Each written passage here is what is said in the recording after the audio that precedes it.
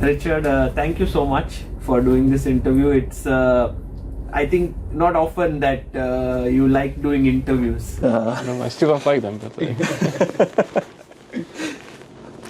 but I'm grateful that we got some time with you.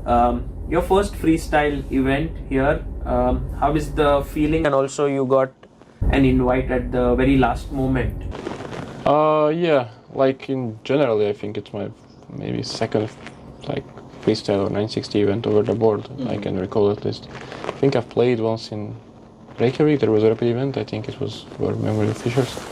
I played there, and other than that, I played this online qualifier. Yeah, and that's that. So I feel a bit like I was thrown into some kind of deep water. Yeah, like, I have no idea what's going to happen. I'm like 90% familiar with the rules. I think still working on castles. So.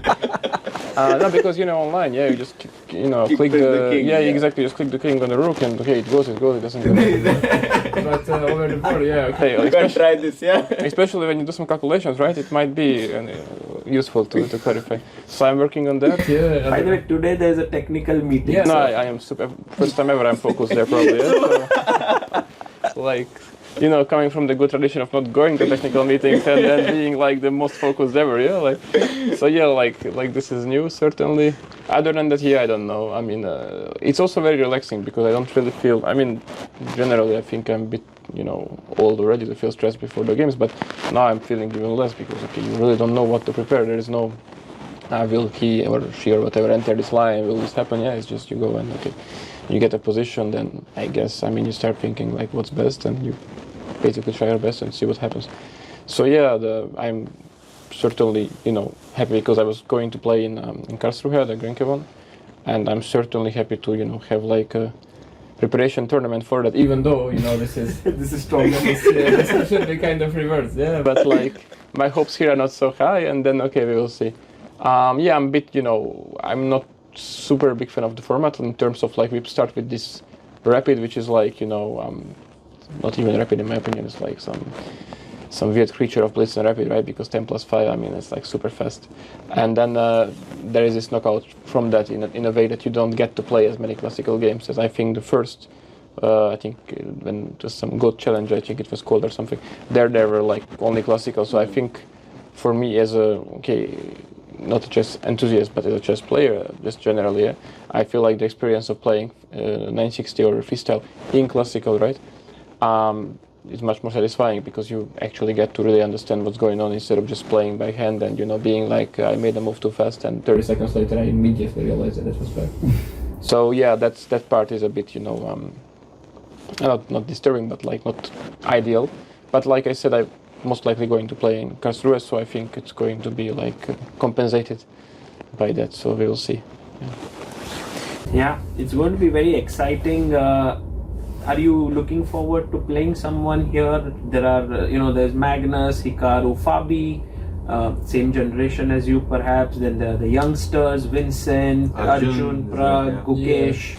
Yeah, I don't know, I think somehow no one is from my generation, or maybe Vidit is from my generation. You were born 94? 96, yeah. 96, oh, Vidit is 94. Yeah. So maybe Vidit, it's very strange, I don't have a generation in chess. we have, I think Daniel Dubov is 96, so we have some guys, but before and after somehow it's, you see.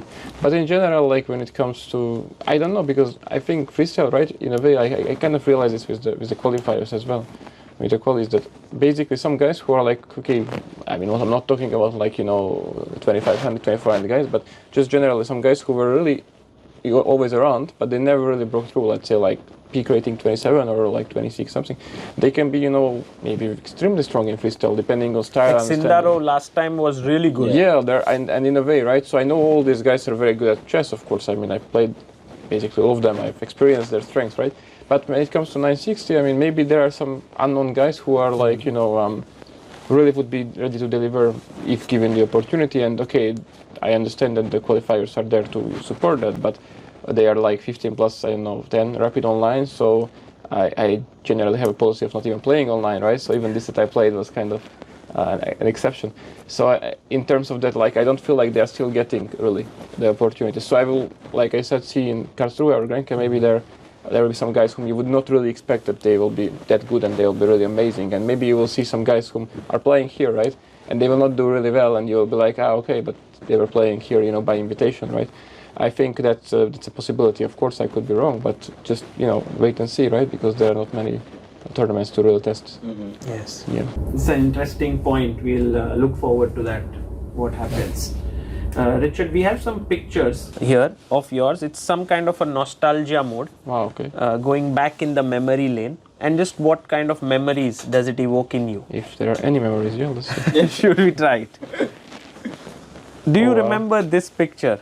Yeah, this was a long time, surprisingly long time ago. I think this was shortly after I became Grandmaster, which was back then I was youngest Grandmaster in the world, so it was like a big deal. You were the youngest in the world? Yeah, like at 14 maybe? A bit less than 14, yeah, I think. And then in Hungary, of course, also it was a big deal, like in general media. So I had this training camp with Adrian, yeah. We worked for a very brief period, just around that time. And a lot of media came, and I think that's when the picture was taken, just, for promotion for Hungarian media or whatever. Right. Yeah.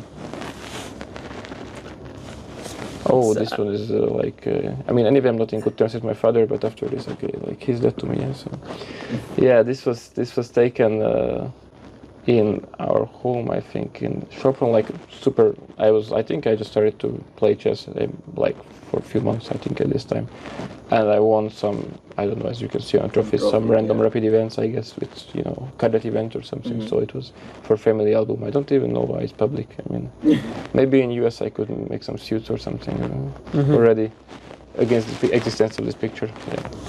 Yeah, this one is cool. Yeah. So this was my coach from. Okay, not my first coach, but like one of my first serious coaches, Peter Lukács.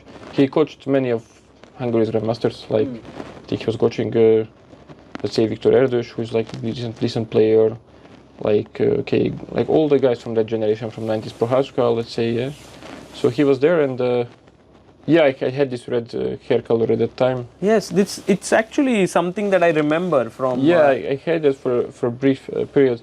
Because I felt I was going to play some international master tournament, my first international master tournament, I think, in Budapest this first Saturday, and I felt at the time like it was like a cool thing to have this red hair. I don't know why, for some cartoon or some TV show or movie or something, whatever, inspired. But it was a really good event actually. So it kind of proven to be good. I don't know why I stopped actually. It was going so well. In fact, if I'm not mistaken, the first time I saw you was in Abu Dhabi Masters in 2015. Yeah, that's at that time also you had like some colored hair, right? You could be, yeah, could be, yeah. I like generally my hand is kind of blondish, right? But it's okay if you color it a bit. It can be really towards yellow. So I guess at that time I had that, yeah.